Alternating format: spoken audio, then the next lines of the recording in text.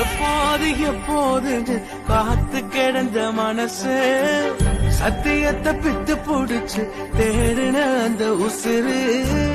எப்போது எப்போதுன்னு காத்து கிடந்த மனசு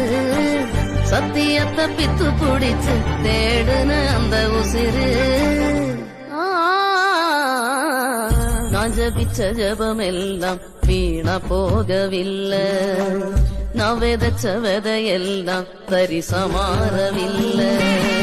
நான் ஜபிச்ச ஜபமெல்லாம் வீணா போகவில்லை நான் விதைச்ச விதையெல்லாம் பரிசமாறவில்லை